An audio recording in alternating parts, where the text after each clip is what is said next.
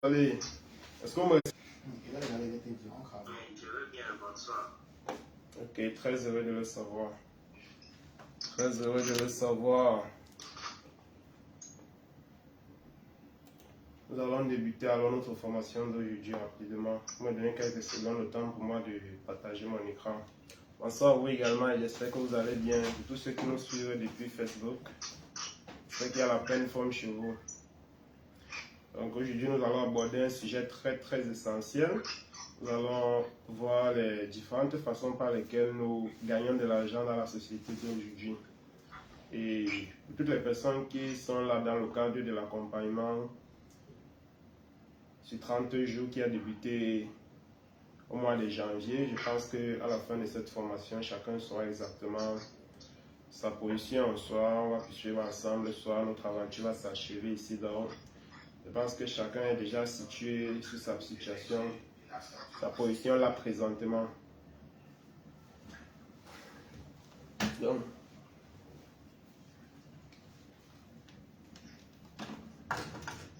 me donner quelques secondes, je partage rapidement mon écran et nous allons dérouler ce qu'on a prévu pour vous aujourd'hui. On a pas mal de choses assez importantes, assez intéressantes. 2-3 secondes là. Faire quelques dernières petites configurations et on est terminé.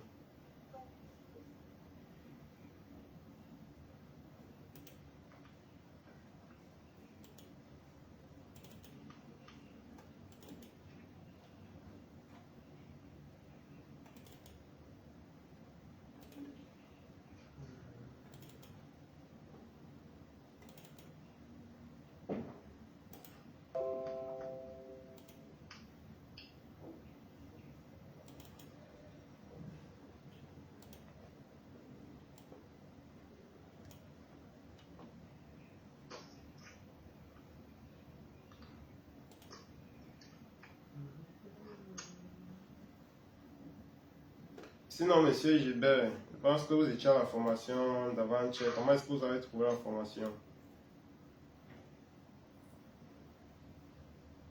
La formation que nous avons eue avant-hier, comment est-ce que vous avez trouvé cela? Je pense que c'était assez intéressant, n'est-ce pas?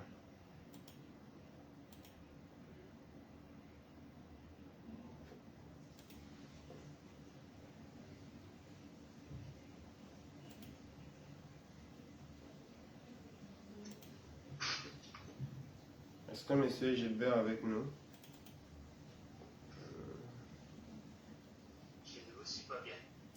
Je demandais comment est-ce que vous avez trouvé la formation que nous avons eue mardi le 18 février.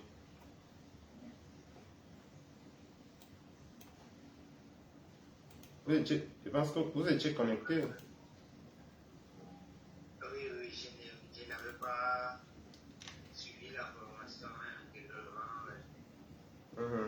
La partie que j'ai eu à suivre là. Ok. C'est Ok. Très bien, nous allons alors directement entrer dans le vif du sujet de notre formation d'aujourd'hui. Et comme je l'ai dit mardi de la semaine passée, aujourd'hui, la question pour nous d'aborder les différentes façons par lesquelles nous gagnons de l'argent dans la société. Nous sommes d'accord que là, présentement, peut-être vous êtes dans une situation de crise, peut-être vous êtes dans une situation où vos revenus ne parviennent plus à couvrir vos différentes fins du mois. Peut-être là, la situation dans laquelle vous êtes présentement, vous ne parvenez pas à joindre les deux bouts. Peut-être vous avez envie de penser en dehors de la boîte, vous avez envie d'essayer d'autres horizons, d'explorer d'autres horizons. Question de voir, est-ce qu'il n'y a pas moyen que vous puissiez... Est-ce qu'il n'y a pas un moyen qui vous permettra de pouvoir être plus à l'aise, que ce soit sur le plan financier, que ce soit sur le plan personnel, que ce soit sur le plan psychique. Donc, la formation d'aujourd'hui vous permettra de comprendre les différentes façons par lesquelles nous générons de l'argent dans la société. Et dans un premier temps, c'est la question pour vous de comprendre d'abord la façon par laquelle vous gagnez votre argent. Donc, vous allez faire ce qu'on appelle une auto-évaluation de vous. Question de voir comment est-ce que je génère de l'argent présentement.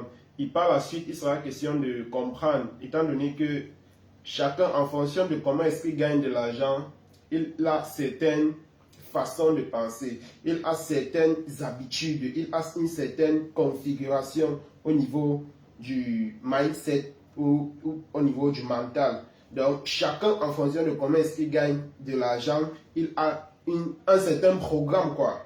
Il a un certain programme qui est installé en lui.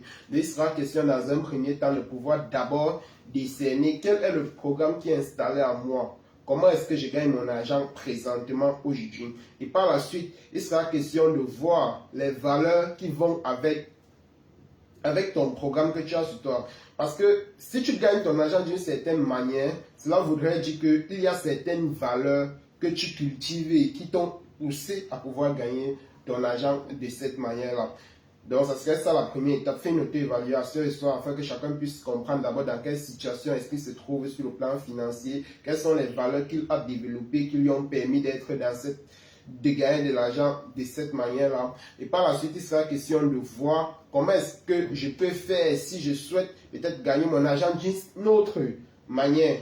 Donc, il sera question d'abord de savoir les autres différentes façons qu'il existe de gagner de l'argent et comment est-ce que je peux faire si je souhaite changer ma façon de gagner de l'argent pour pouvoir gagner d'une autre manière. Quelles sont les valeurs que je dois développer? Quelle est la reprogrammation? Quelle est la configuration sur le plan mental que je dois développer pour pouvoir gagner de l'argent de cette manière-là? Comment est-ce que je dois m'y prendre, que ce soit sur le plan physique, que ce soit sur le plan comportemental, que ce soit sur le plan psychologique? En fait, il sera question de comprendre comment est-ce que vous allez vous reconfigurer pour pouvoir gagner de l'argent d'une autre manière. Et par la suite, on va voir les différentes avantages de chaque façon de gagner de l'argent.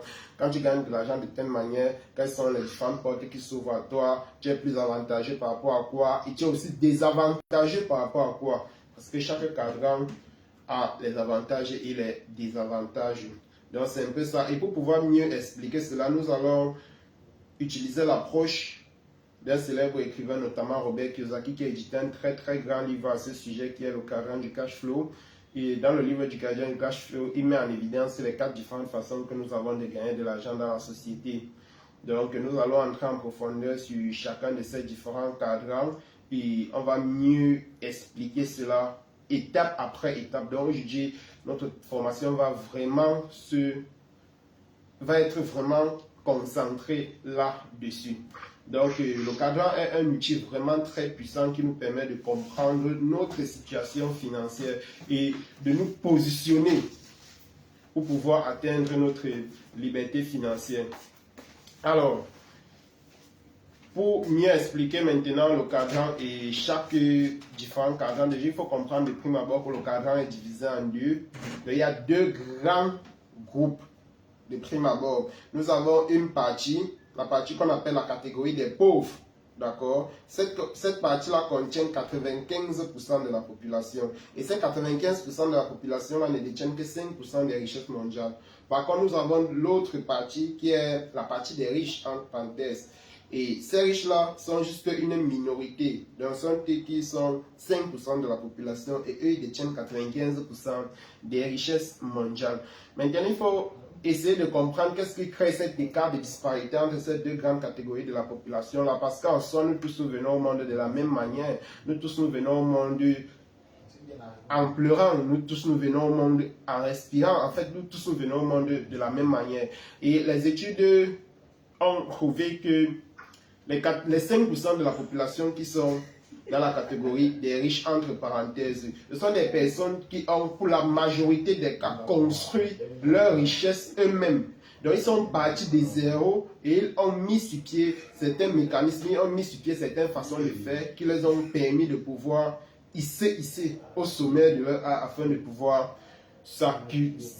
afin de pouvoir accumuler et amasser assez d'argent.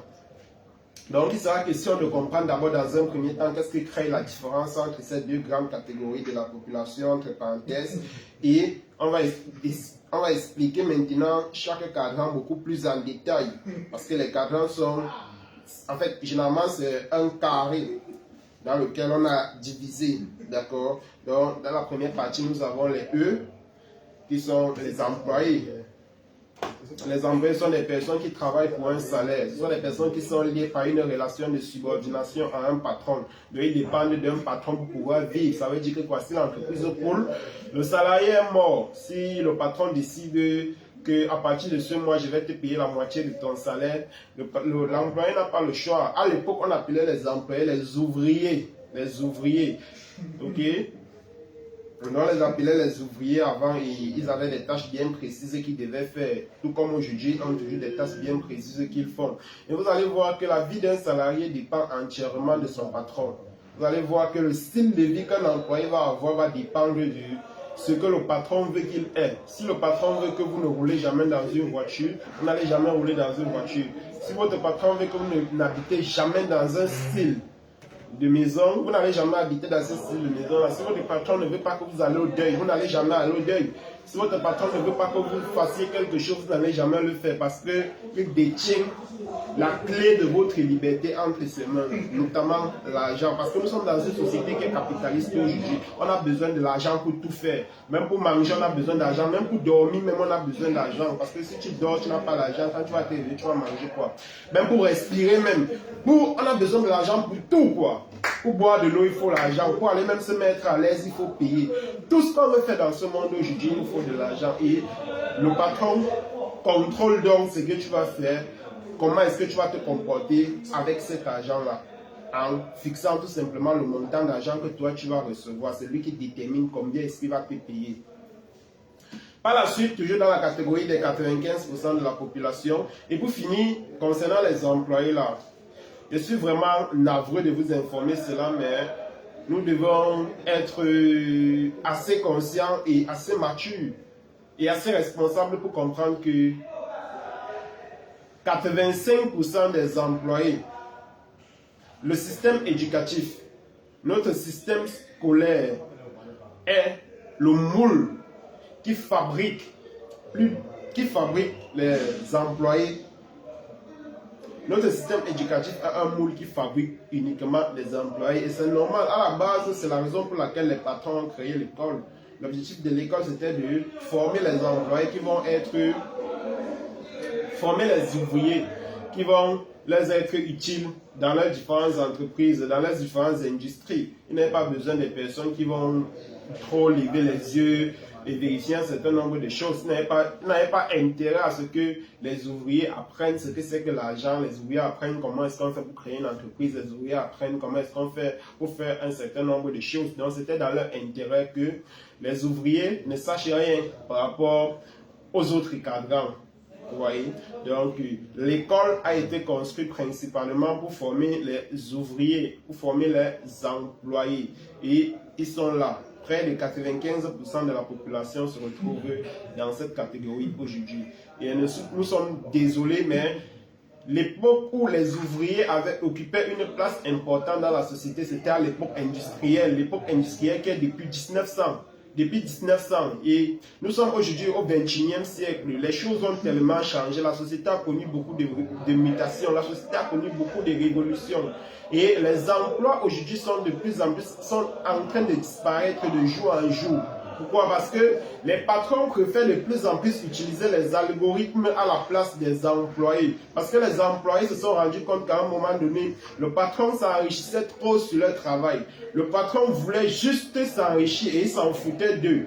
Il s'en foutait de savoir comment est-ce qu'ils se portent, quel est leur état, est-ce qu'ils parviennent à manger avec l'argent qu'on donne, est-ce qu'ils parviennent à envoyer les enfants à l'école, est-ce qu'ils parviennent à rationner à la maison, est-ce qu'ils parviennent à faire un certain nombre de choses. Et les employés, étant donné que ce sont les êtres humains, ils ont commencé à créer ce qu'on appelle des syndicats pour se révolter contre cette façon que les patrons ont de leur traiter. Donc ils ont commencé à créer des syndicats, ils ont commencé à marcher, ils ont commencé à se plaindre un peu de partout, ils ont commencé à créer les législations de travail pour pouvoir se plaindre, pour pouvoir revendiquer leurs droits et tout.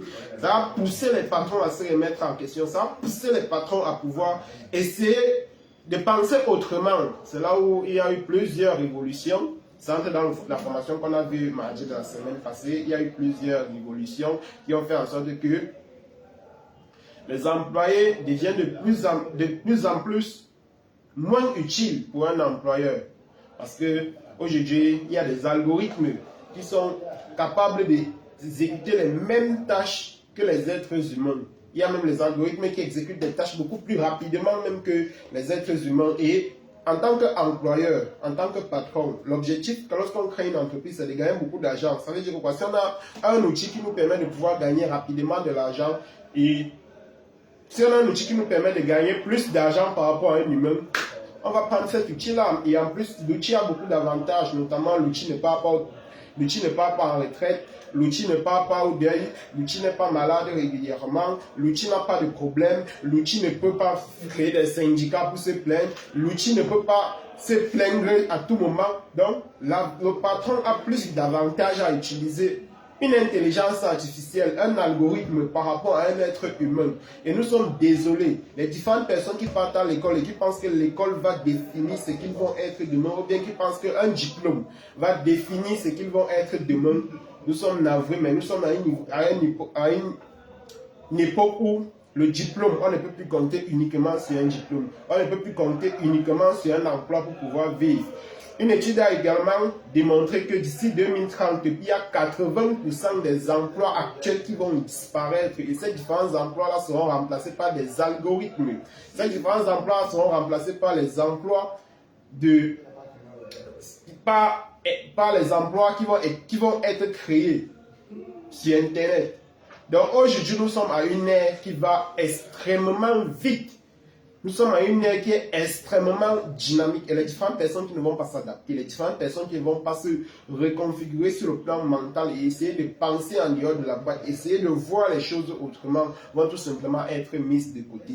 Parce qu'aujourd'hui, pour toutes les personnes, vous allez constater que la plupart des personnes qui se plaignent régulièrement dans la société, la plupart des personnes que lorsqu'ils prennent leur retraite, ils deviennent une prise en charge pour la famille. Ce sont les employés. Vous avez constaté des fois, on a un parent dans la famille qui prend la retraite, il devient une prise en charge pour tous les enfants. Un peu, c'est lui qui t'appelle. Un peu, c'est lui qui t'appelle. Pourquoi? Parce que il est abandonné à lui-même. Il se rend compte qu'il y a certains trucs qu'il pouvait faire, qu'il ne fait plus. Il y a certains privilèges qu'on l'accordait, qu'on ne l'accorde plus, tout simplement parce qu'il a déjà pris sa retraite et que les choses ont changé. Donc, il y a tellement de choses auxquelles vous êtes exposés lorsque vous êtes un employé. Nous sommes à une ère où être un employé, c'est un danger. Être un employé, c'est un risque. Il n'y a pas un risque qui dépasse le risque d'être un employé à cette ère. Nous sommes à une ère qui est vraiment très risqué pour un employé. Si quelqu'un compte sur son emploi pour pouvoir vivre, vraiment, nous sommes à une ère où son souhait ne peut vraiment pas être garanti. À part s'il veut vivre s'il veut vivre en ayant juste le strict minimum possible. Parce que s'il veut déjà bien vivre là, il y aura une différence. Parce qu'il y a deux façons de vivre. Il y a les gens qui sont dans la vie, il y a les gens qui vivent. Donc, si vous voulez vraiment vivre, vous ne pouvez pas vivre dans cette ère en étant un employé. Par la suite, dans la catégorie des 95% de la population, nous avons les travailleurs indépendants. Les travailleurs indépendants sont des personnes qui privilégient beaucoup plus l'indépendance. Ce sont des personnes qui vont également échanger leur temps contre de l'argent, pareil comme les employés. Parce que si un employé n'est pas au travail, il ne gagne pas d'argent. Le jour qu'il part en congé, ou bien s'il vient au travail un peu trop tard, le patron va couper sur son salaire. Donc un employé, il échange son temps contre de l'argent. Et ce sont des personnes qui privilégient également en fait, ce sont des personnes qui n'aiment pas trop prendre des risques, quoi. Ce sont des personnes qui n'aiment pas trop prendre des risques. Ce sont des personnes qui aiment beaucoup travailler dur. Donc, les travailleurs indépendants sont également des personnes qui échangent leur temps contre de l'argent. Ce sont des personnes qui priorisent beaucoup plus l'indépendance. Dans cette catégorie, on va retrouver les ingénieurs, on va retrouver les travailleurs, on va retrouver les avocats, on va retrouver les dentistes, on va retrouver les spécialistes dans leur domaine, vous voyez. Donc, généralement, ce sont des personnes qui vont privilégier faire leur petite affaire. Ils vont constater que, bon, comme j'ai trop travaillé pour un patron, là, le patron là me dérange trop. Vaut mieux, je crée ma petite entreprise où je serai moi-même mon propre patron. Donc, ils vont aller créer leur propre entreprise, mais ils vont se rendre compte qu'il y a plus de mal à créer une entreprise que d'être un simple employé. Parce que quand vous êtes employé, vous faites juste ce que le patron vous demande de faire. Et à la fin du mois, vous avez votre argent. Par contre, lorsque vous décidez de créer vous-même votre propre entreprise, vous constatez d'abord que Avant, c'était vous qu'on payait. Maintenant, c'est vous qui allez payer les employés. C'est vous qui allez payer la secrétaire. C'est vous qui allez mettre le camion dans la voiture. C'est vous qui allez payer le chauffeur. C'est vous qui allez payer les loyers. C'est vous qui allez payer si. Et c'est quelque chose d'assez difficile. Beaucoup de personnes ne sont pas préparées à ça. Ce qui fait que lorsque d'autres personnes vont s'engager sur cette voie-là, et ils vont se rendre compte que c'est extrêmement pénible, qu'est-ce qu'ils vont faire? Au bout de 1 an, 2 ans, au bout de quelques mois même, d'autres vont revenir rapidement dans la catégorie des employés parce qu'ils vont dire que non.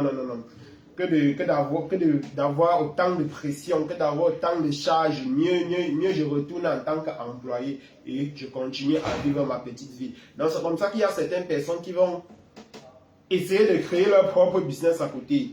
Tellement qu'ils vont faire face aux difficultés, tellement qu'ils vont faire face aux challenges, qu'ils vont préférer retourner encore rapidement quelques temps plus tard dans leur petit emploi. Parce qu'ils vont se dire que non, mieux je travaille dans mon petit boulot là. Même si je ne gagne pas beaucoup d'argent, mieux je travaille là. Et vous allez constater, lorsqu'ils reviennent dans cette catégorie-là, ils deviennent très très dociles envers le patron. Ils deviennent très sages. Non, à ce moment-là, ils sont très soumis envers le patron. En ce moment-là, quand le patron touche un peu, ils disent ouais boss. Ils disent ouais boss, pourquoi? Parce qu'ils ont essayé, ils ont vu comment ce n'est pas facile. Donc ce qui fait qu'ils sont maintenant comme ça. Quand le patron vient un peu se fâcher, pardon boss. Quand le patron vient un peu se plaindre, pardon boss, parce qu'ils savent que ce n'est pas facile. Parce qu'ils savent que ce n'est pas du tout facile. Donc voilà la réalité que la plupart des personnes qui évoluent dans ces différentes catégories-là vivent. Voilà un peu ce à quoi ils sont confrontés au quotidien. Je vais entrer en détail sur chaque cadran encore davantage devant et vous allez mieux comprendre encore de quoi est-ce qu'il s'agit de manière plus concrète. Parce que c'est hyper important de comprendre cela. C'est hyper important de comprendre comment est-ce qu'on fait pour générer de l'argent. Une fois qu'on a bien assimilé cela, par la suite, on pourra mieux comprendre. Parce que, rassurez-vous, pour quitter d'un cadre à un autre, ça ne se fait pas par une simple décision, ça ne se fait pas par une simple prise d'action, ça ne se fait pas par une simple volonté, non, ça se fait par une reprogrammation mentale. Ça se fait par une reprogrammation, une reconfiguration mentale. Parce qu'il faut retenir que chaque cadran ici est une façon de penser. Chaque façon de gagner de l'argent ici est une reconfiguration mentale. Ça veut dire quoi? Quitter d'une façon de gagner de l'argent à une autre, c'est un peu comme parler une langue le matin et parler une autre langue le soir. Donc vous comprenez que ce n'est pas quelque chose qui se fait en un jour. On ne peut pas quitter d'employé à travailler indépendant du jour au lendemain. Non, c'est un peu comme parler le français et l'anglais du jour au lendemain. Ce n'est pas quelque chose qui se fait. Il faut prendre du temps pour apprendre la nouvelle langue. C'est la même chose. Il faut prendre du temps pour apprendre les valeurs de chaque façon de gagner de l'argent. Parce qu'il faut comprendre que chaque façon de gagner de l'argent est entretenue par certaines valeurs. Et le plus important n'est pas de se concentrer sur comment on gagne de l'argent, mais le plus important c'est de comprendre quelles sont les valeurs qui encadrent cette façon de gagner de l'argent là. Une fois qu'on applique, une fois qu'on apprend ces différentes valeurs-là, une fois qu'on adopte ces valeurs-là, ça devient beaucoup plus facile de pouvoir gagner de l'argent de cette façon également. Maintenant, lorsqu'on migre du côté des personnes qui détiennent 5% des richesses mondiales, nous avons les propriétaires d'entreprises. Ce sont des personnes qui créent un système en développant leur intelligence financière. Ce sont des personnes qui mettent sur pied des systèmes. Premièrement, ce sont des personnes qui vont recruter des employés. Donc, ils vont recruter des employés qui vont travailler pour eux.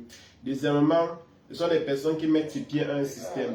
Ils ne changent pas le temps contre de l'argent, mais ils mettent sur pied un système qui leur permettra de pouvoir gagner de l'argent, même quand ils sont en train de dormir. Parce que des fois, quand on dit sur Internet que c'est possible de gagner de l'argent en dormant, vous allez voir des gens qui vont s'engager dans certains débats vraiment très stériles. Et généralement, avec ces débats, on comprend très rapidement qu'ils n'ont pas une notion et une intelligence financière assez poussée.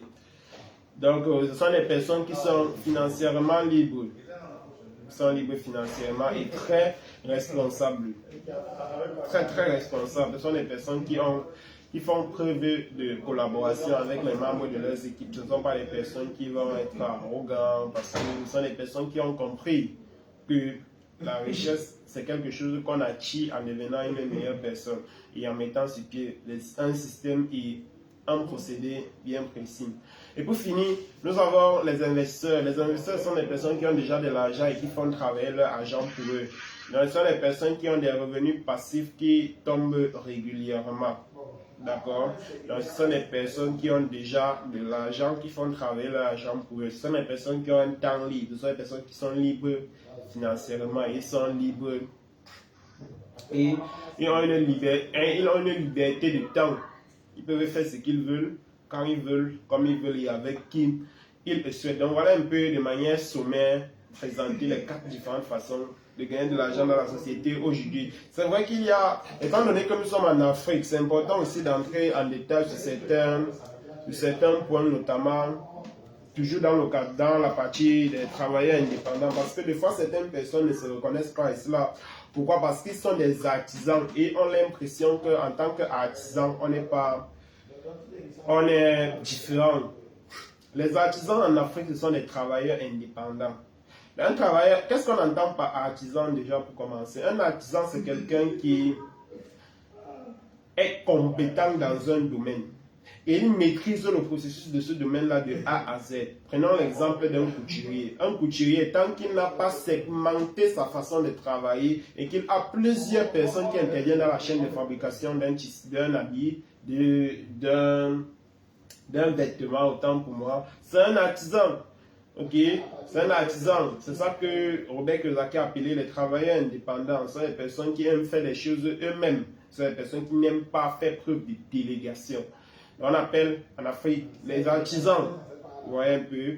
Donc, qu'est-ce qu'on entend par artisan? On entend par artisan, par exemple, une personne qui fabrique ses jus naturels elle-même. C'est-à-dire que si vous êtes là, vous fabriquez votre jus naturel vous-même pour pouvoir vendre et que c'est vous qui le faites vous-même, il n'y a personne qui intervient dans la chaîne de fabrication de ce jus-là. Vous êtes un artisan simple et net. Si vous êtes quelqu'un qui a sa petite boutique là et qui fabrique par exemple un truc et qui vend, je ne sais pas quoi, qui fabrique par exemple un truc qui vend, vous êtes un artisan.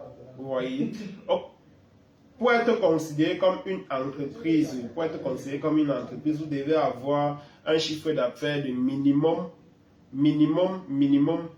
500 millions. 500 millions. Ou bien c'est par an. Oui. Pour être considéré comme un propriétaire d'entreprise, vous devez avoir minimum 500 employés pour être considéré comme un vrai propriétaire d'entreprise. Donc, si vous ne respectez pas ces différents critères-là, vous n'êtes pas considéré comme un propriétaire d'entreprise. Et si vous n'êtes pas considéré comme un propriétaire d'entreprise, vous êtes forcément soit un artisan, soit, comme Robert Kiyosaki a appelé, un travailleur indépendant. Un business indépendant. Vous voyez un peu. Donc nous entrons là en profondeur maintenant sur chaque cadran et vous allez comprendre les avantages et les inconvénients de chaque cadran. Vous serez d'accord avec moi lorsque je vais dire un employé, c'est quelqu'un qui privilégie beaucoup plus la sécurité. Je l'ai dit précédemment. Un employé, c'est quelqu'un qui est beaucoup plus orienté par la sécurité dans sa vie. C'est quelqu'un qui peut travailler pour un petit salaire, mais la seule condition, c'est qu'il faudrait qu'à la fin du mois, là, que son argent ne souffre de rien. Ce sont des personnes qui n'aiment pas trop prendre des risques. Ce sont des personnes qui aiment trop se résigner dans la médiocrité. Ce sont des personnes qui aiment se résigner dans les petites choses. Ce sont des personnes qui n'aiment pas trop essayer lorsque ça a l'air un peu compliqué ou bien ça a l'air un peu difficile ou bien s'ils ne sont pas sûrs que tout va bien se passer comme prévu. Donc, ce sont des personnes qui n'aiment pas trop oser, quoi. De manière beaucoup plus simple, ce sont des personnes qui n'aiment pas trop oser. Ok. Attendez un peu une seconde.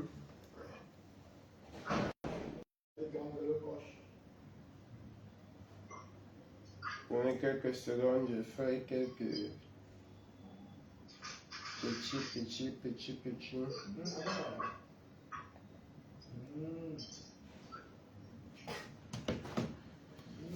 En attendant, comme j'étais en train de dire, les employés sont des personnes qui sont beaucoup plus dirigées par la peur de perdre, qui ont peur de prendre des risques, ils ont peur d'essayer de nouvelles choses parce qu'ils se disent que bon, si je perds mes petites économies durement gagnées, qu'est-ce que je vais devenir? Si je perds mes petites économies durement épargnées pendant aussi longtemps, qu'est-ce que je vais devenir? Donc, ils ont trop peur de pouvoir essayer de nouvelles choses par peur de perdre. Par contre, les travailleurs indépendants, ce sont des personnes qui sont beaucoup plus dirigées par l'indépendance. Ils ont peur d'être contrôlés. Ils ont peur de ne plus avoir le choix. Donc, ils ont beaucoup plus peur d'être contrôlés, de ne pas avoir le choix. Ce sont des personnes qui vont beaucoup plus rechercher l'indépendance dans leurs différentes façons de faire. Ils vont privilégier l'indépendance par rapport à la liberté. Ils vont privilégier l'indépendance par rapport à la sécurité que les travailleurs que les employés vont beaucoup plus rechercher. Par contre, les propriétaires d'entreprises maintenant sont des personnes qui sont libres, sont des personnes qui recherchent beaucoup plus la liberté financière, mais ils sont également très responsables. Ils sont très responsables, ils aiment la responsabilité dans leurs différentes façons de faire. Et ce sont des personnes qui aiment également prendre des risques. Ce sont des personnes qui comprennent que si on va avoir ce qu'on n'a jamais eu, il faudrait qu'on ait le courage de pouvoir faire ce qu'on n'a jamais fait parce que les mêmes causes produisent les mêmes résultats. Ce sont des personnes qui veulent avoir un style de vie de leur rêve. Ce sont des personnes qui souhaitent réaliser leur rêve de manière beaucoup plus précise. Ce sont des personnes qui veulent se réaliser. Ce sont des personnes qui sont orientés par l'envie de perdre, par l'envie de gagner autant pour moi et non pas la peur de perdre comme les employés. Donc pour finir, nous avons les investisseurs. Les investisseurs sont des personnes qui ont déjà de l'argent et qui décident de mettre cet argent-là à leur service en investissant cet argent-là.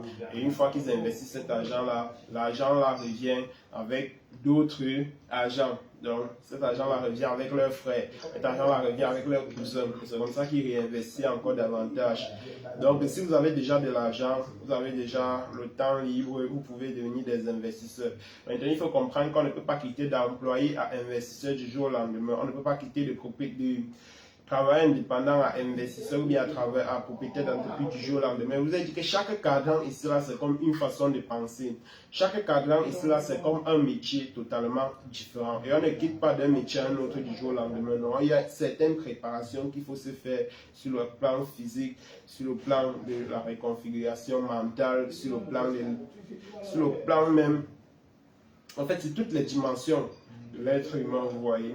Donc, il y a des fois certaines personnes qui ont un peu d'argent là et ils se disent que bon, comme on a dit que pour être libre ou bien pour atteindre un certain niveau sur le plan financier, je vais investir mon argent ou bien je vais aller créer ma propre entreprise. Et directement, ils font face à beaucoup de challenges, ils font face à beaucoup de difficultés et cela les amène au final à comprendre que c'est pas facile. Cela les amène au final à pouvoir faire une rétrospection sur eux et à pouvoir se remettre en question sur pas mal de choses. Donc, il faut comprendre ici là que la transition du côté gauche vers le côté droit est premièrement quelque chose qui se fait sur la base d'une éducation financière vraiment approfondie. Qu'est-ce qu'on entend par éducation financière approfondie? Vous allez voir, ce qui retient la majorité des personnes du côté droit, du côté gauche autant pour moi, ce n'est même pas dans ce qu'ils font, mais c'est la façon par laquelle ils gagnent leur argent. Vous allez constater que toutes les personnes qui sont du côté gauche, ce sont des personnes qui, pour qu'ils gagnent, il faudrait qu'ils soient présents au travail. Donc ce sont des personnes qui ont entre parenthèses des revenus actifs. Quand on parle de revenus actifs, on parle d'un revenu qui nécessite ta présence au travail. C'est-à-dire que quoi, si tu n'es pas là, tu ne gagnes pas. Et pour quelqu'un qui aspire à avoir la liberté financière, c'est quelque chose d'extrêmement difficile. Parce que si à chaque fois que vous devez gagner de l'argent, il faudrait que vous soyez présent, cela voudrait tout simplement dire que le jour que vous allez quitter, vous n'allez plus gagner de l'argent. Le jour où vous ne serez plus présent, vous n'allez plus gagner de l'argent. Le jour où vous serez malade, vous ne pourrez pas gagner de l'argent. Le jour où vous aurez un problème, vous ne pourrez pas gagner de l'argent. Et c'est un problème. Et cela relève du manque d'éducation financière. Donc la toute première étape, c'est d'abord de faire une auto-évaluation de soi et par la suite établir. Une fois que j'ai expliqué les différents cadrans, chacun est déjà à mesure de pouvoir se situer dans quel... Chacun est déjà à mesure de pouvoir savoir dans quel cadran est-ce qu'il se situe présentement. Comment est-ce qu'il gagne son argent? Est-ce qu'il gagne son argent en tant qu'employé? Est-ce qu'il gagne son argent en tant qu'investisseur? Est-ce qu'il gagne son argent en tant que propriétaire d'entreprise? Est-ce qu'il gagne son argent en tant que travailleur indépendant? Chacun est à mesure de pouvoir se situer présentement dans quel cadran est-ce qu'il se retrouve. Une fois que la personne s'est située, la prochaine étape consiste à établir un plan d'action vers la prochaine façon de gagner de l'argent qu'il souhaite. Ok, donc si par exemple vous êtes employé, vous souhaitez gagner de l'argent en tant que propriétaire d'entreprise, la prochaine étape consiste à établir un plan d'action. Nous sommes d'accord que si nous tous nous souhaitons atteindre la liberté financière, nous tous qui sommes connectés dans cette formation aujourd'hui, si nous souhaitons atteindre la liberté financière, il sera question pour nous de pouvoir migrer du côté gauche. Du côté droit, autant pour moi, parce que c'est uniquement du côté droit que l'argent travaille pour nous. Si nous demeurons du côté gauche, nous allons demeurer dans la misère financière, parce que nous allons continuer à échanger notre temps contre de l'argent. Par contre, si nous voulons atteindre la liberté financière, il sera obligé pour nous de quitter de l'autre côté là pour enfin migrer de l'autre côté, notamment du côté des 5% de la population, pour enfin aspirer à atteindre la liberté financière. Et la toute première étape pour pouvoir faire ce chemin-là, c'est d'abord s'éduquer sur le plan financier. Il est question d'abord de comprendre ce que c'est que l'argent, parce qu'on ne peut pas attirer vers soi quelque chose qu'on ne comprend pas, on ne peut pas gérer quelque chose qu'on ne comprend pas, on ne peut pas faire fonctionner quelque chose qu'on ne comprend pas. Donc la toute première étape, c'est d'abord de se développer sur le plan financier, de comprendre le fonctionnement de l'argent, c'est hyper important. Par la suite, il sera question de pouvoir contrôler vos dépenses. Il sera question de pouvoir contrôler votre argent, contrôler vos dépenses et contrôler vos revenus. Ce que Robert Kiyosaki a appelé le cash flow. C'est la question pour vous de contrôler votre cash flow. L'argent qui tombe chaque mois là. Qu'est-ce que vous faites de ça? Comment est-ce que vous gérez cet argent-là? C'est la question pour vous de pouvoir travailler aussi sur cet aspect-là. Et la troisième étape va consister maintenant à développer un business. Il sera question pour vous maintenant de créer un business, de créer une entreprise qui va travailler cette fois-ci pour vous. Pourquoi? Parce que je vous ai dit, les employés sont les personnes qui travaillent pour un patron. Les artisans ou bien les travailleurs indépendants sont les personnes qui ont une petite entreprise qui dépend entièrement d'eux. Ça veut dire quoi? Ils ne peuvent pas déléguer leurs tâches. Ils ne peuvent pas déléguer ce qu'ils font au quotidien. Pour avoir un système qui travaille pour soi, pour atteindre la liberté financière, pour dormir et gagner de l'argent, il faut mettre sur pied une entreprise qui va travailler pour vous. Comme les propriétaires d'entreprise font en recrutant les employés dans leur entreprise, vous devez faire la même chose. Par la suite, maintenant, quatrièmement, vous devez investir intelligemment. Une fois que vous avez déjà mis sur pied une entreprise qui travaille pour vous, il sera question pour vous maintenant d'investir cet argent-là pour enfin être libre sur le plan financier. Donc, une fois, l'entreprise vous permet de pouvoir acquérir, vous permet de pouvoir amasser de l'argent. Et par la suite, il vous faut maintenir une intelligence financière qui vous permettra de pouvoir réinvestir cet argent-là et de vous construire un portefeuille actif. Voilà un peu le cheminement qu'il faut faire pour quitter du côté gauche pour migrer du côté droit, pour migrer du côté des 5% de la population. Nous sommes d'accord que ça ne se fait pas par une simple décision. Nous sommes d'accord que ça ne se fait pas par « oui, je veux ». Nous sommes d'accord que ça ne se fait pas par une simple motivation. Ce n'est pas parce qu'on a vu une vidéo intéressante sur YouTube ou bien sur Facebook qu'on va se dire que bon, à partir d'aujourd'hui, je crée mon entreprise. Ce n'est pas ce qui se passe. Ce n'est pas comme ça que ça se fait. Si vous le faites, en fait, vous allez vous allez connaître quelque chose que vous n'avez jamais connu parce que vous allez vivre quelque chose d'extrêmement choquant. Ouais, ça serait extrêmement choquant, ça serait brutal même. Donc, ce n'est pas quelque chose qui se fait par une simple volonté, par une simple décision, non, c'est quelque chose qui doit être bien pensé. Ok? Maintenant, quelles sont les compétences essentielles? On va aborder maintenant chaque partie des différentes compétences qu'on a vues, notamment l'éducation financière. On va aborder ces différentes compétences de l'éducation financière là. Ensuite, on va aborder étape par étape la maîtrise du cash flow. Comment contrôler vos dépenses et vos revenus. C'est hyper important. Beaucoup de personnes cherchent l'argent, mais ils ne savent même pas ce que c'est que l'argent. L'argent, c'est quoi? Par la suite, nous allons entrer en profondeur dans le développement d'une entreprise. Par la suite, nous allons entrer en profondeur dans les investissements. Comment investir intelligemment. Comment se construire un portefeuille actif. Nous allons détailler tout cela en profondeur. Alors, les compétences essentielles à savoir concernant l'éducation financière, concernant la maîtrise du cash flow. Qu'est-ce qu'on doit comprendre véritablement quand on parle d'éducation financière? En fait, c'est un concept très clé. C'est un concept clé dans l'enrichissement. On ne peut pas s'enrichir si on n'a pas une éducation financière assez poussée. Vous allez constater la plupart des personnes qui sont considérées entre parenthèses riches à cette époque, ce sont des personnes qui ont une éducation et une intelligence financière extrêmement poussée. Ce sont des personnes qui savent comment gérer l'argent. Ce sont des personnes qui ont des notions hyper poussées dans le domaine de la finance, dans le domaine de l'éducation financière. Parce qu'ils savent que c'est la clé. Beaucoup de personnes cherchent l'argent, mais ils ne savent même pas ce que c'est que l'argent. L'argent, c'est quoi?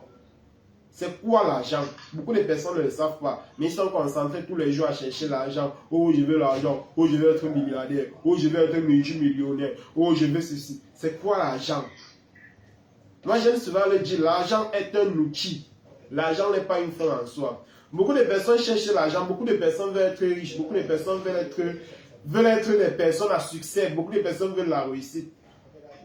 Et ils courent derrière l'argent sans comprendre que l'argent est juste un outil. L'argent, c'est un peu comme une route. Beaucoup de personnes sont concentrées à chercher l'argent, l'argent, l'argent. L'argent, c'est comme une route. Se concentrer seulement sur comment gagner de l'argent, se concentrer seulement sur l'argent, c'est un peu comme se concentrer sur la route. La route nous permet d'arriver à une destination. Personne ne se lève chez lui, le matin en disant que je m'en vais sur la route. Ça n'a pas de sens. Personne ne se lève chez elle le matin en disant je m'en vais sur la route. Ça n'a pas de sens du tout. Chacun se lève en se disant je m'en vais à tel endroit. Je m'en vais à tel endroit. Et pour pouvoir y arriver, on doit emprunter la route. Donc la route, c'est un outil, c'est un moyen d'arriver à notre destination.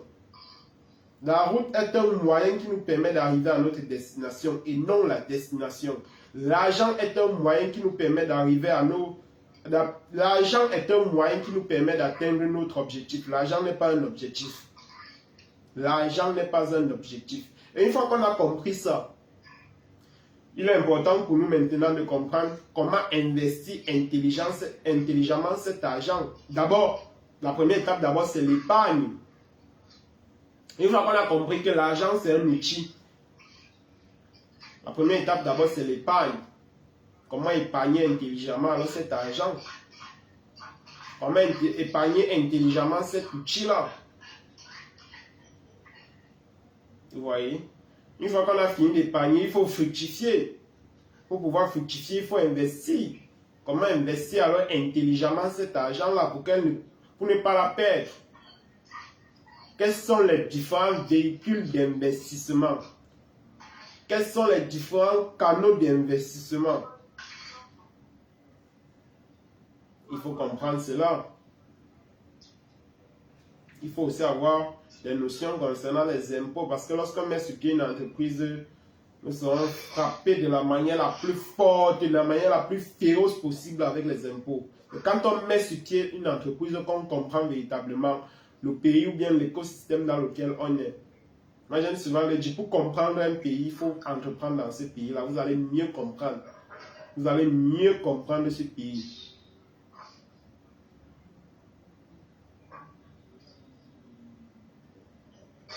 C'est hyper important. Par la suite, maintenant, il faut suivre vos dépenses et vos revenus et planifier votre avenir financier. Vous allez voir, beaucoup de personnes ne savent même pas quels sont leurs objectifs sur le plan financier. Beaucoup de personnes ne savent même pas pourquoi est-ce qu'ils... beaucoup de personnes ne savent même pas quel est le montant d'argent qu'ils vont gagner peut-être d'ici 1 an, 2 ans, 3 ans. Beaucoup de personnes ne s'intéressent pas à ça. La plupart des gens se concentrent seulement sur « je veux gagner beaucoup d'argent ». Ils ne se fixent pas des objectifs. Ils ne se disent pas que bon, d'ici tel nombre de temps, il me faudrait déjà gagner tel montant d'argent. Ça ne les intéresse pas pour la plupart. Tout ce qui les intéresse, c'est oh, je vais gagner, il me faut gagner de l'argent. Tout ce qui les intéresse, c'est le montant d'argent qu'ils vont gagner. Et lorsqu'ils prennent ça, quelques temps plus tard, ils voient qu'ils n'ont plus rien dans les poches. Il y a des gens qui, même s'ils gagnent 100 millions aujourd'hui, ou bien même s'ils ont 100 millions comme salaire par mois, chaque 15 du mois, ils n'auront plus l'argent. Parce qu'à chaque fois qu'on augmente leur salaire, ils augmentent aussi leurs problèmes. À chaque fois qu'on augmente leur salaire. Des fois, il y a certaines personnes qui gagnent 500 000 francs le mois. Et ils disent que j'ai trop de problèmes, j'ai trop de charges. Oh, la famille me dérange. Oh, les impôts. Oh, les enfants me dérangent. Oh, la femme. Oh, ceci. Oh, cela. Il dit, si on augmentait mon salaire peut-être à 700 000, 800 000, bien 1 million, je suis sûr que ça va résoudre tous mes problèmes. Lorsqu'on augmente son salaire à 1 million, le mois qui suit, il a toujours les mêmes problèmes. Il constate qu'il y a d'autres problèmes qui sont encore venus, les autres problèmes qu'il ne voyait pas avant. Parce que, naturellement, quand tu étais à 500 000, tu voulais peut-être dans une Toyota, dans une Carina. Quand on monte ton salaire à 1 million, maintenant c'est que bon, je ne peux plus rouler dans une vieille voiture comme ça et touche quand même 1 million. Il faut que je me renouvelle ma voiture. Ou bien il faut que je refasse la carrosserie. Ou bien il faut que je refasse ceci. Tantôt c'est que non, je restais dans une chambre. Maintenant, je ne peux plus rester dans une chambre. Il faut que je monte quand même dans un studio. Vous voyez? Ça fait que le problème augmente, les charges augmentent. Ça fait que l'argent là finit tout. Mauvaise gestion financière. Mauvaise planification financière. Ne planifie pas. Et il faut savoir que ne pas planifier, c'est planifier son échec. Si vous ne planifiez rien, vous êtes en train de planifier votre échec. Donc à vous de voir.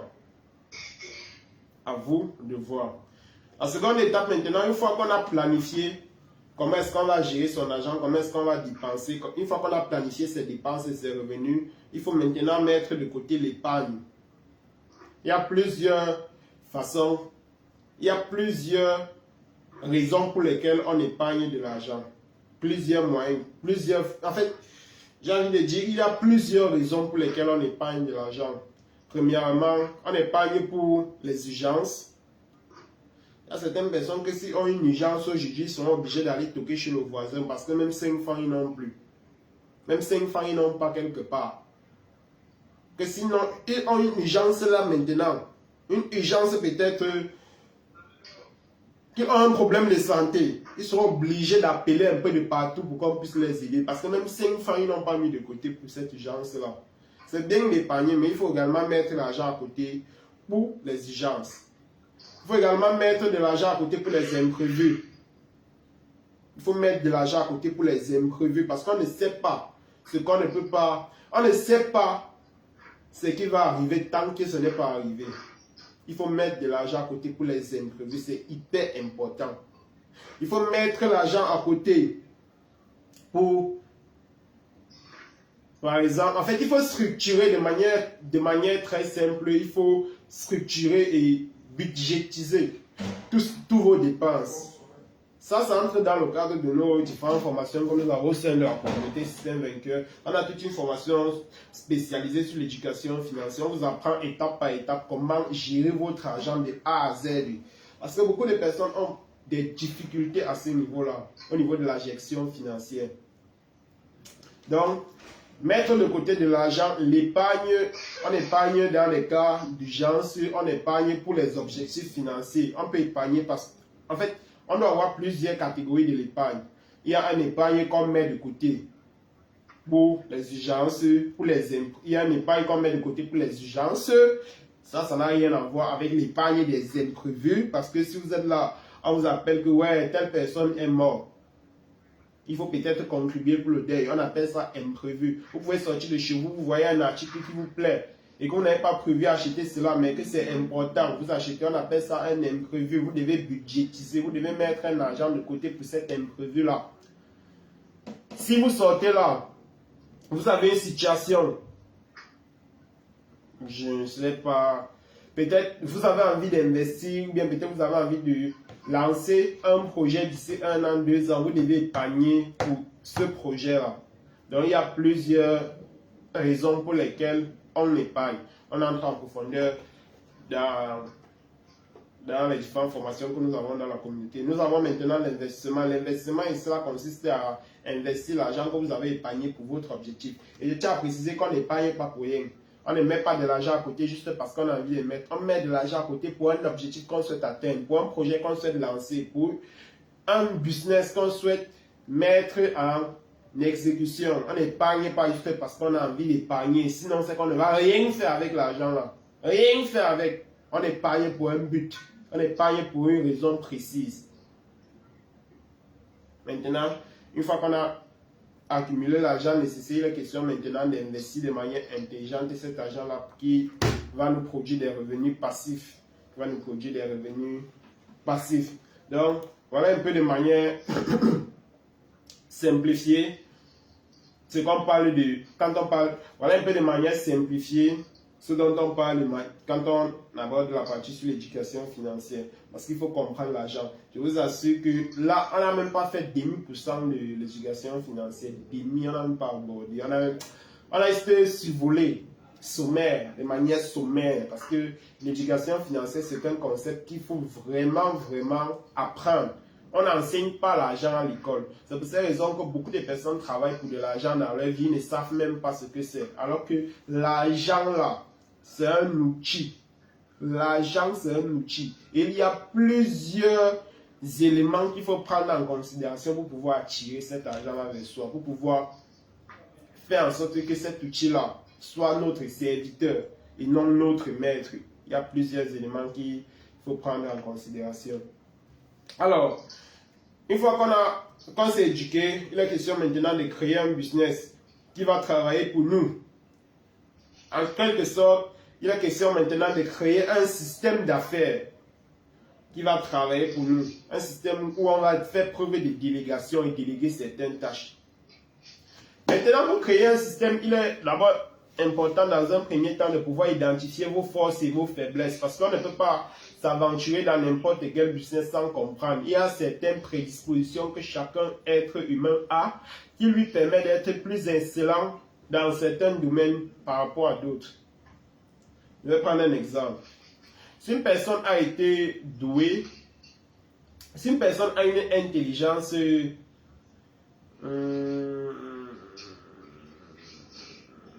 émotionnelle, si une personne a une intelligence émotionnelle, je pense que cette personne-là pourra facilement être plus à l'aise si elle s'oriente dans la création d'une entreprise dans le domaine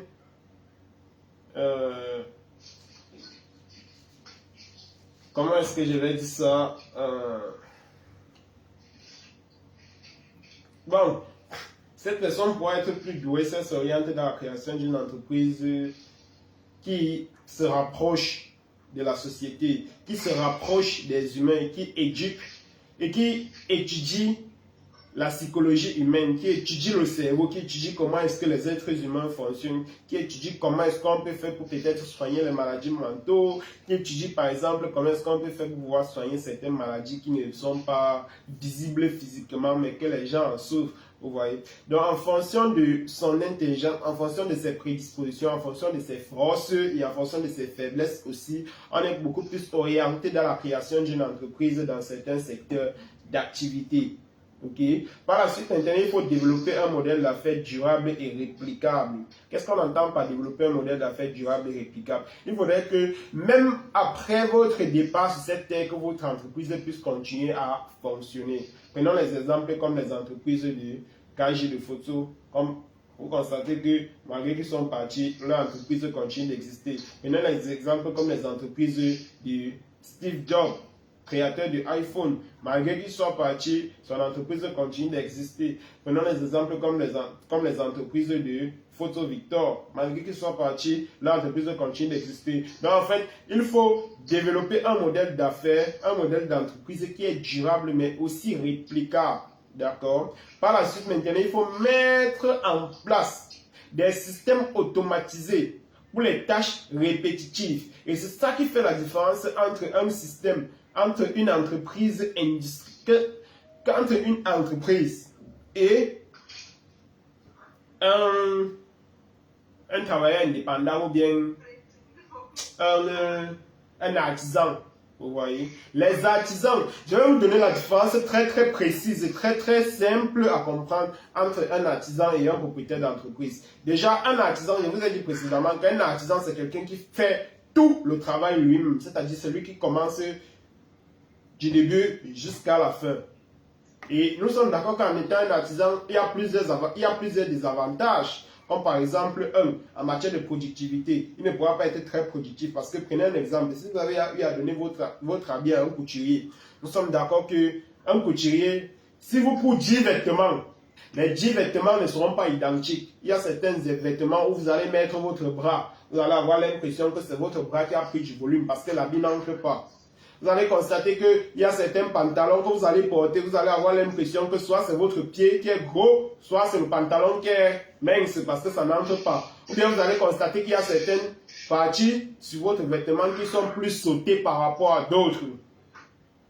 Vous allez constater que si vous demandez à un couturier de coudre 10 vêtements, il y aura de fortes chances que il n'a pas c'est pas le même tissu qui est sur les 10 vêtements. Vous allez voir, il y a un bleu qui est un peu cassé ici. De l'autre côté, il y a un bleu qui est un peu nuit. Sur l'autre pièce, il y a un bleu qui est un peu différent. Vous voyez.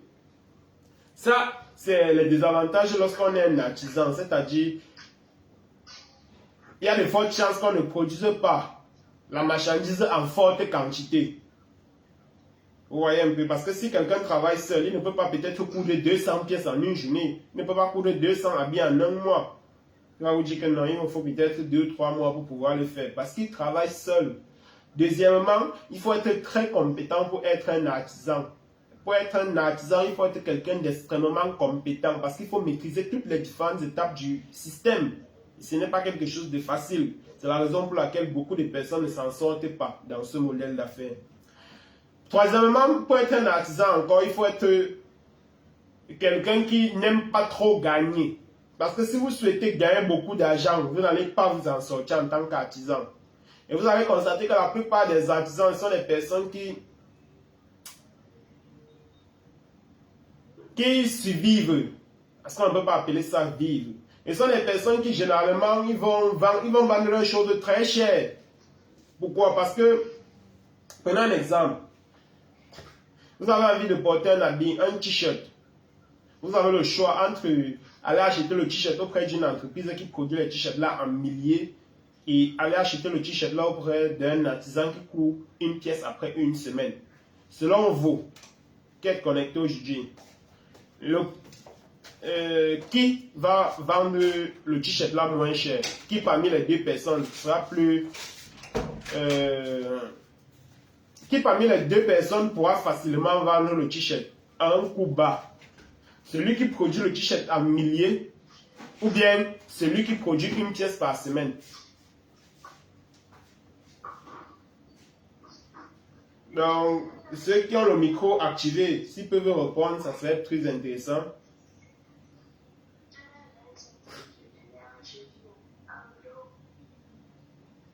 Allô?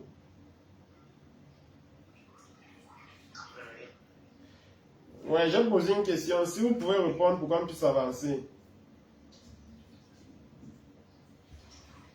C'est bien celui qui produit en milliers. Exactement. C'est celui qui produit en milliers. Pourquoi? Parce qu'il produit en masse. Et comme il produit en masse, il peut vendre à des coûts un peu plus bas. Par contre, celui qui produit une pièce, qu'est-ce qu'il va faire? Lui, il vend avec l'émotion. Parce qu'il va se dire, mince. L'habit, si j'ai trop souffert pour coudre ça. D'abord, j'ai dessiné l'habit pendant 2 heures de temps. Parce que c'est la première étape pour coudre un habit, il faut d'abord dessiner.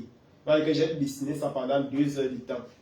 J'ai J'ai coupé avec les ciseaux pendant 3 heures de temps. J'ai racolé, j'ai cousu, j'ai fait ceci pendant tel nombre de temps. Non, non, non, non, je ne peux pas vendre ça au coût aussi moins cher.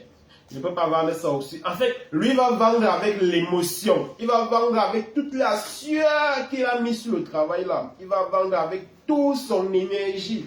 Tout ça. En fait, il va vendre tout. Un t-shirt. Un t-shirt qu'il a. Un t-shirt qu'on peut facilement payer peut-être à 5 000 ou 10 000. Lui va vouloir vous vendre ça à 25 000, 30 000, 50 000. Parce que lui veut récupérer l'argent de toute la semaine. Vous voyez un peu. Ça sont les risques, bien les désavantages lorsqu'on est un artisan, lorsqu'on est travailleur indépendant. C'est qu'on ne peut pas produire beaucoup et on ne peut pas, et n'importe qui ne peut pas faire ce qu'on fait et on ne gagne pas beaucoup d'argent. Par contre, lorsqu'on est propriétaire d'entreprise, on produit beaucoup. N'importe qui peut faire ce qu'on fait parce que la première étape pour quitter d'artisan à propriétaire d'entreprise, il faut d'abord commencer par enseigner aux gens ce que tu fais. Ça, c'est la première étape. Une fois que tu enseignes des gens ce que tu fais, il va falloir diviser le travail. On appelle ça la segmentation. Diviser le travail. C'est-à-dire, il faut mettre ça en petites étapes. Petites étapes. Comme on l'a dit ici, là. Il faut automatiser les tâches qui sont répétitives. C'est-à-dire, vous savez, peut-être pour coudre un t-shirt, il y a peut-être 8 étapes.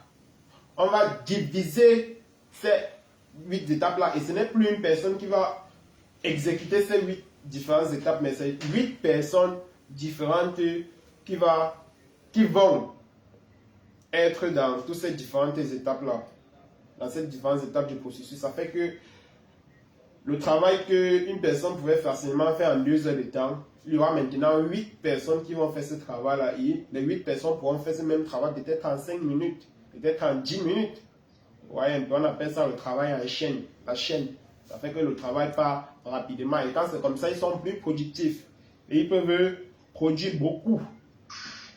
Et on peut facilement remplacer quelqu'un. Si quelqu'un dans la chaîne n'est plus trop apte à pouvoir travailler ou bien n'est plus habile à pouvoir faire un certain nombre de choses, on pourra le remplacer par une autre personne parce que sa tâche en ce moment-là devient très simple à faire, très facile à faire et n'importe qui peut déjà faire cette tâche-là. Donc, ça devient un peu plus facile. Par la suite, ils font ce qu'on appelle preuve de délégation. Ok? Ils délèguent facilement le travail. Je ne sais pas si vous essayez un peu de voir le cheminement. On entre en profondeur au sein du système vainqueur. Alors, là, c'est une pyramide était importante. Concernant les investissements, il faut comprendre qu'on investit de manière stratégique. Quand on dit souvent aux différentes personnes qui évoluent dans la catégorie des E, notamment les employés, dans la catégorie des travailleurs indépendants, travailleurs indépendants, pardon. Finalement, quand on leur parle d'investissement, ils investissent beaucoup plus dans les passifs. Qu'est-ce qu'on entend par passif? Un passif, c'est tout ce qui retire de l'argent dans vos poches. Tout ce que vous faites au quotidien qui retire de l'argent dans vos poches et qui ne vous rapporte pas de l'argent, on appelle ça financièrement, dans le terme financier, un passif. Et tout ce que vous faites au quotidien qui vous ramène de l'argent dans vos poches, on appelle ça un actif. Pour beaucoup d'entre vous ici, votre travail est un actif parce que c'est quand vous travaillez que vous gagnez de l'argent. Si vous ne travaillez pas, vous ne gagnez pas. Pour beaucoup de vous ici, là, votre seul actif, c'est votre travail. Parce que si vous n'êtes pas au travail, il n'y a pas d'argent qui entre. Et il faut comprendre que les personnes qui sont riches, ce sont des personnes qui privilégient ou bien qui augmentent régulièrement leur actif. Ce sont des personnes qui sont régulièrement en train d'augmenter leur actif. Par contre, les pauvres sont régulièrement en train d'augmenter leur passif. Ils sont régulièrement en train d'augmenter tout ce qui leur fait retirer de l'argent dans leur poche. Alors, nous avons là au sommet de la pyramide un actif génère des revenus tels que des actions immobilières, les entreprises et autres. Donc, un actif, c'est quelque chose qui génère de l'argent. Ça, c'est ce que je l'ai dit précédemment. Et il y a plusieurs véhicules financiers, il y a plusieurs endroits dans lesquels on peut investir notre argent. Déjà, pour investir, il faut déjà avoir une intelligence financière assez poussée. Alors, on peut investir dans les actions. Quand on parle d'actions, on parle de la bourse ici. On peut investir dans l'immobilier. L'immobilier, par excellence, c'est l'un des meilleurs endroits où investir son argent. On peut investir dans les entreprises. Ça, c'est les différents véhicules d'investissement. Deuxième niveau de la pyramide, nous avons les passifs. Ce sont des choses qui retirent de l'argent dans nos poches, comme je l'ai dit précédemment. Donc, ce sont des personnes qui vont s'endetter pour acheter des voitures, ce sont des personnes qui vont s'endetter pour construire des grosses maisons, ce sont des personnes qui vont s'endetter pour payer la scolarité. Bref, tout un ensemble de choses, ce sont des personnes qui vont s'endetter pour voyager et tout. On les appelle là les passifs. Par la suite, maintenant, troisième niveau de la pyramide, nous avons la diversification. Il faut répartir votre argent dans différentes classes d'actifs. Ici, la question de pouvoir diversifier votre revenu. Vous avez constaté la stratégie de diversification du revenu. C'est une stratégie qui est beaucoup plus employée par les personnes, entre parenthèses, pauvres, parce qu'ils ont peur de perdre de l'argent et par peur de perdre de l'argent et par peur de perdre leurs petites économies durement gagnées, qu'est-ce qu'ils vont faire? Ils vont préférer diversifier ça dans plusieurs secteurs d'activité. Et lorsqu'on diversifie ses revenus dans plusieurs secteurs d'activité, c'est vrai que ça peut sembler intelligent, mais financièrement, ce n'est pas une stratégie recommandée. Du moins, les experts dans le domaine de l'investissement ne recommandent pas cette stratégie-là. Parce que c'est toujours plus intéressant de concentrer ses revenus, de concentrer ses investissements que de diversifier. Vous allez voir les experts dans le domaine de l'investissement tels que les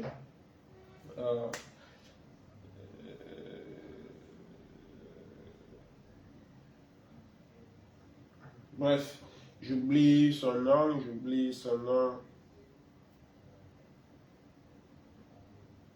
Ça va revenir probablement, ça va revenir tout à l'heure, je vais vous dire.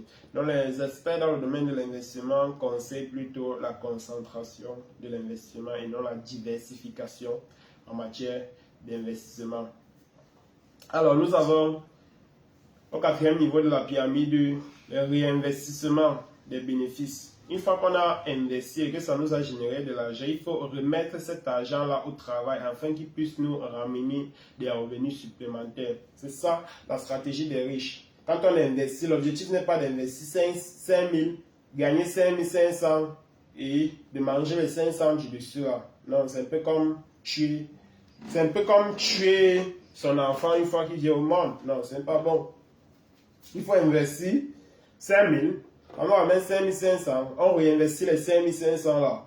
Ou bien on prend 100 francs dessus, on réinvestit 5 400 pour que ça nous ramène encore 6 000.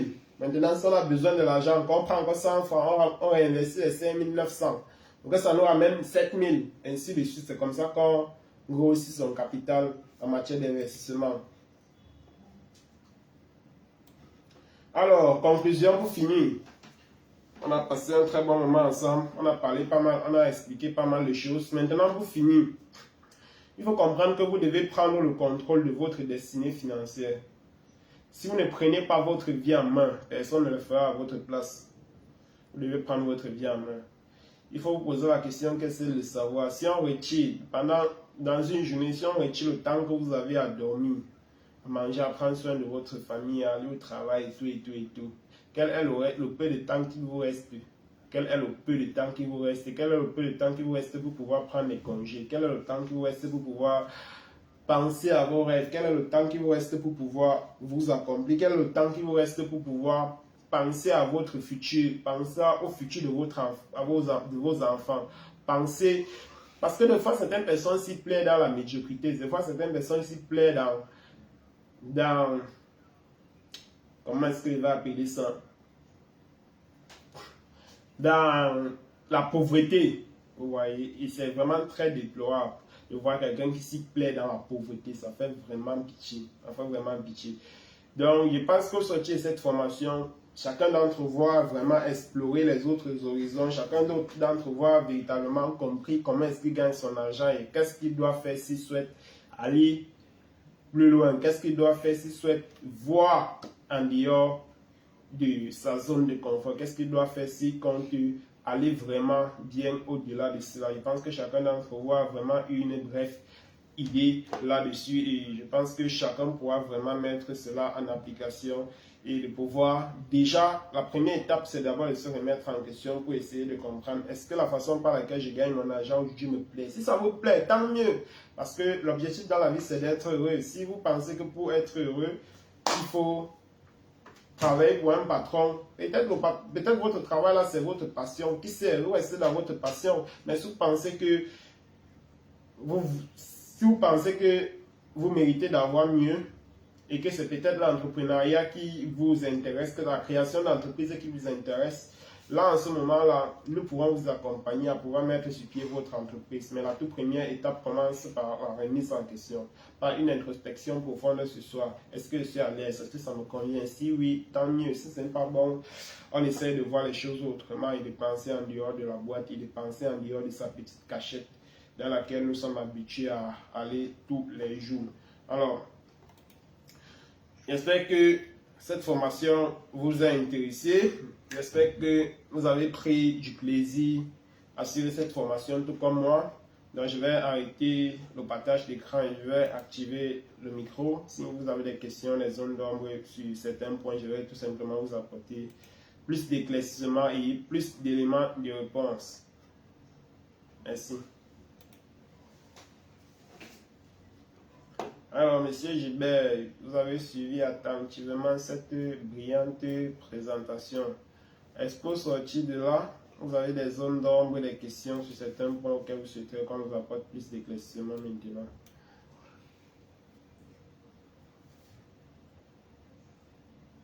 Oui, j'ai bien suivi naturellement pour la blessure. Mais j'ai un souci, je ne sais pas. Je vous écoute, je vous écoute. J'aimerais savoir, Ok. parce que dans vos explications, vous avez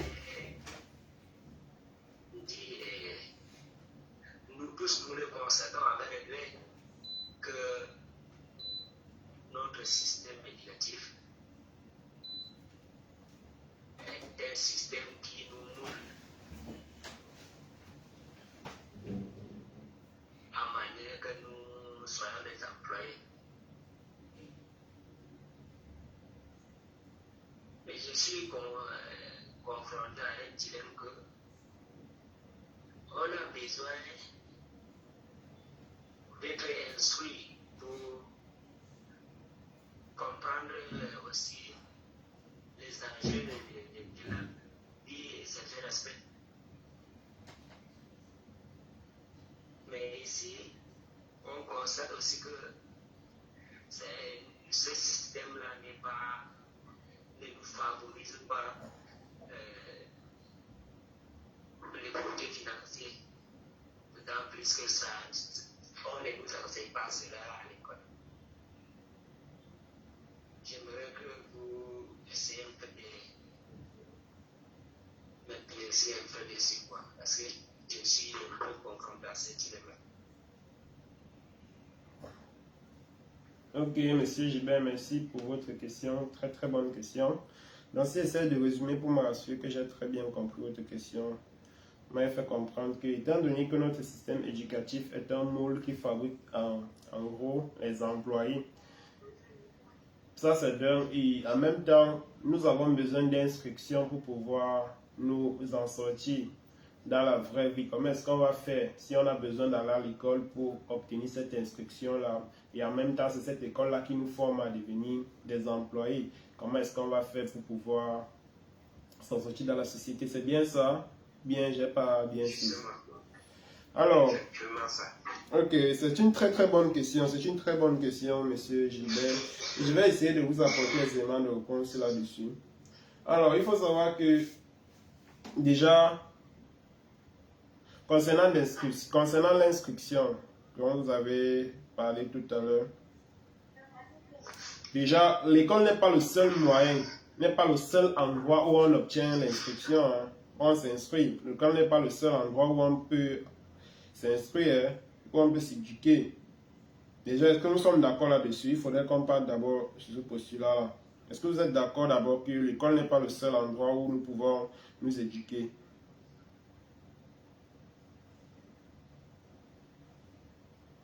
Allô? Pas totalement. Pas totalement. Oui, Ok. alors.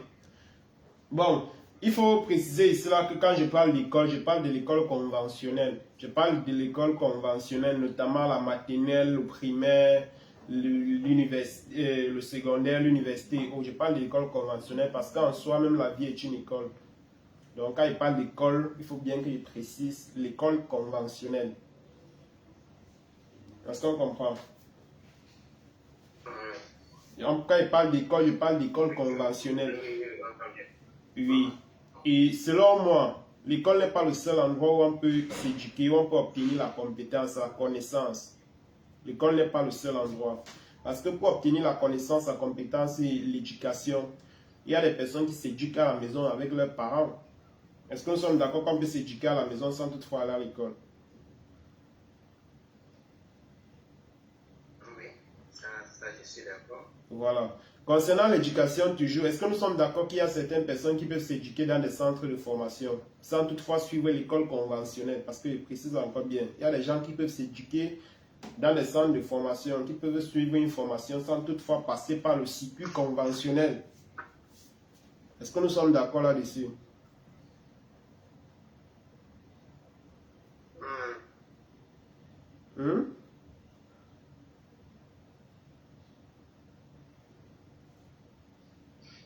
Nous sommes d'accord là-dessus.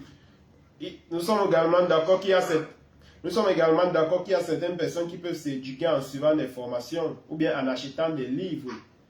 En lisant, il y a des personnes qui peuvent obtenir la compétence dans les lectures, dans la lecture des livres. Il y a des personnes qui peuvent s'éduquer sur les réseaux sociaux, par exemple. Il y a des plateformes de formation en ligne. En fait, nous sommes à une ère où l'information est une commodité.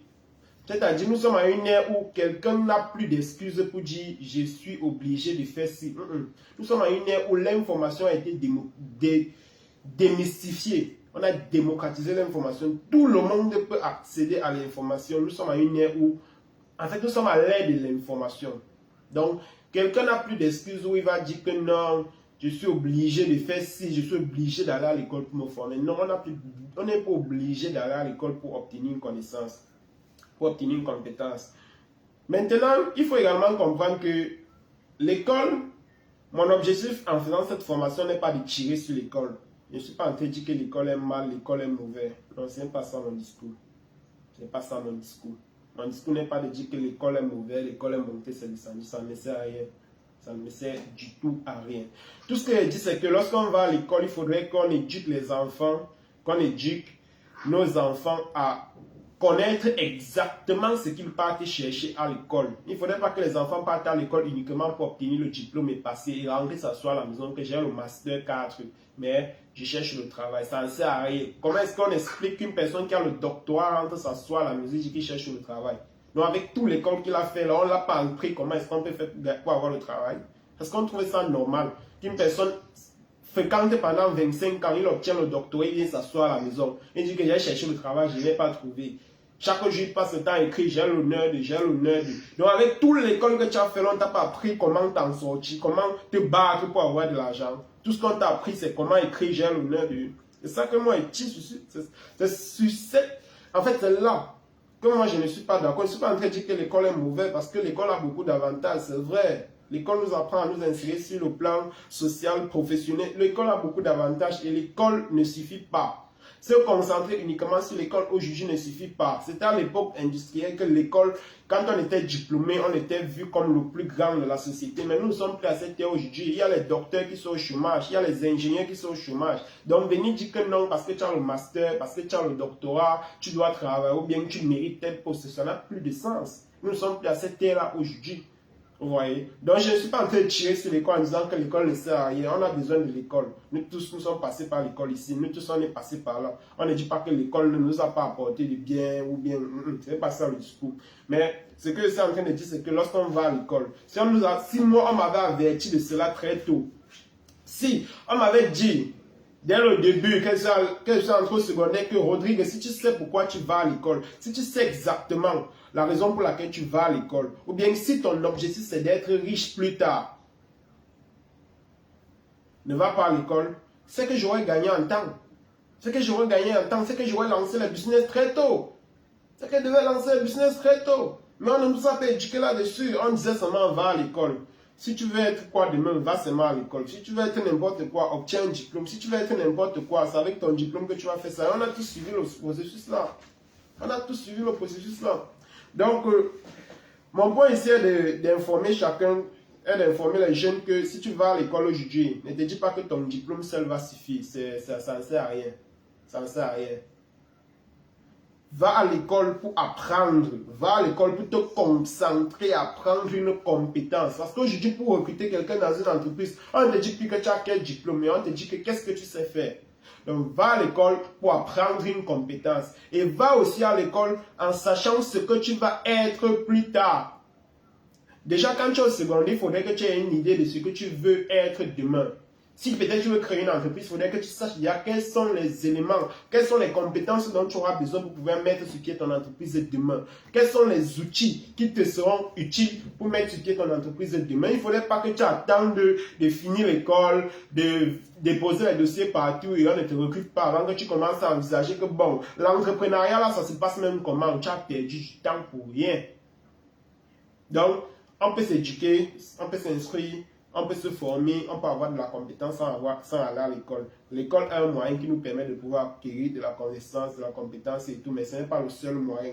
Et pour tous les enfants qui vont à l'école, ils doivent se concentrer sur une compétence. Ils ne doivent pas aller à l'école juste pour avoir le diplôme, juste pour dire que je suis docteur, juste pour dire que je suis ceci, ça ne sert plus à rien. Nous sommes à une ère où le diplôme est important.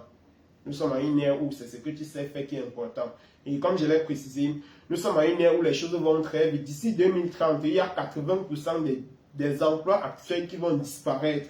Et ces différents emplois-là vont être remplacés par de nouveaux emplois qui vont naître d'Internet. Donc, si quelqu'un est intelligent et éveillé aujourd'hui, il faudrait qu'il s'adapte et qu'il commence déjà à anticiper sur les choses. Il ne faudrait pas attendre quand les choses arrivent avant de commencer à dire « Wow, je ne savais pas, wow ».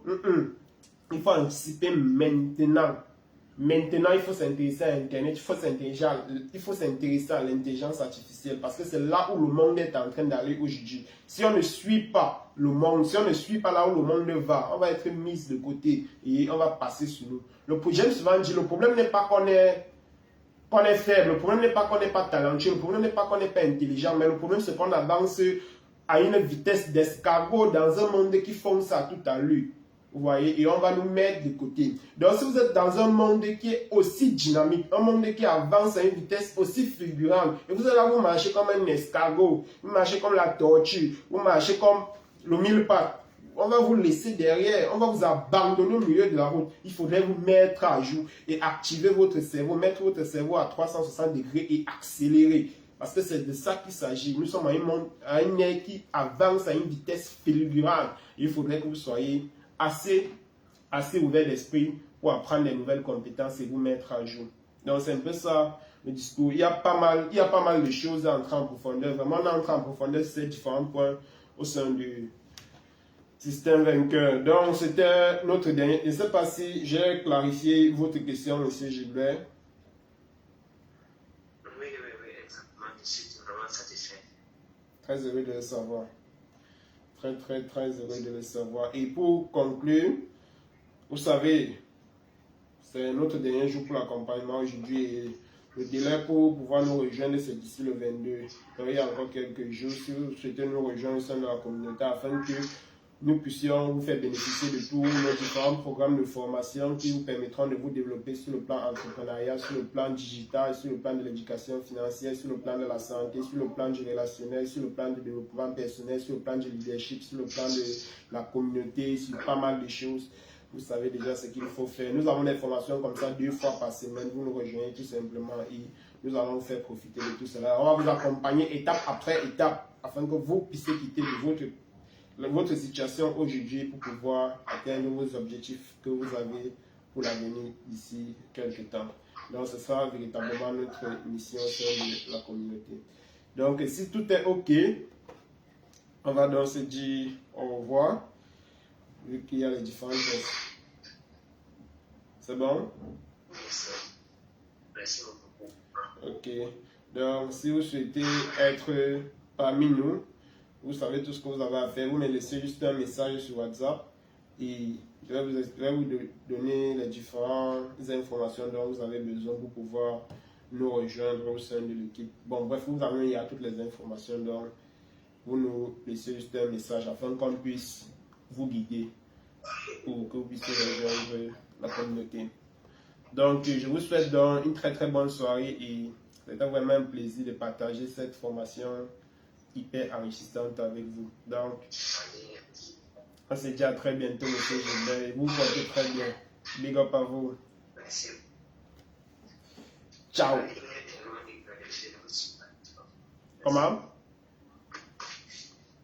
Merci. Même comme la vie est vraiment gratifiante. Ah, d'accord. Merci également à vous. Alors, bonsoir et merci à toutes les différentes personnes qui nous suivaient en ligne sur Facebook. On se dit à très bientôt pour notre prochaine formation. Ciao.